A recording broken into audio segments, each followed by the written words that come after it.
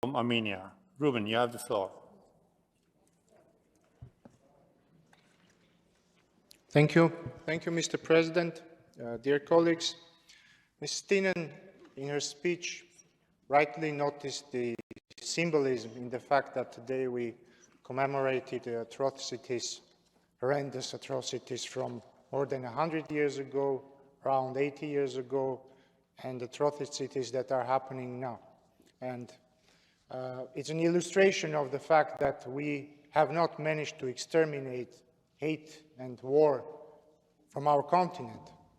But there is also another component in this symbolism, I think, and that is the atrocities of the future, the atrocities that we can and should at least try to prevent, so that we are not, we don't have to commemorate future atrocities in future hemicycles and future sessions. My friend Alexander Poche made a moving speech about the Warsaw Uprising, and this reminded me of the fact that there were actually two uprisings in Warsaw. The first one was the Warsaw Ghetto Uprising, the uprising of the Jews, an ethnic group confined in a small territory by a force, by a state which hates them for what they are. And unfortunately, in 2023, Armenians in Nagorno-Karabakh, Armenians, representatives of another ethnic group, which were killed for what they were 100 years ago, are basically being forced to live in a ghetto. Because yesterday, Azerbaijan officially blocked Nagorno-Karabakh completely by installing illegally a checkpoint in the beginning of the Lachin corridor, which was supposed to connect Armenia to Nagorno-Karabakh. And now 120,000 people are taken hostage by a country which hates them.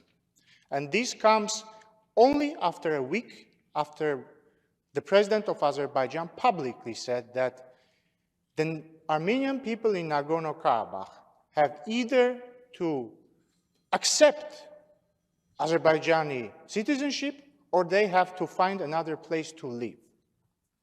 And the fact that yesterday they have now officially started blockading Karabakh is a manifestation of the genocidal intent in Azerbaijan. Dear colleagues, this is probably fifth, sixth session I've been talking about the risk that the 120,000 Armenian people in Nagorno-Karabakh have been facing.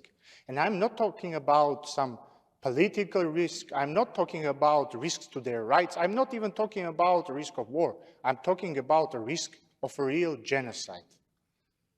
I hope we will be able to prevent this.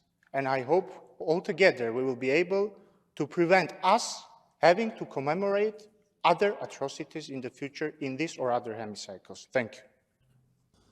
Thank you, Ruben. Now I call on debate Mr. Rafael Husseinov from Azerbaijan.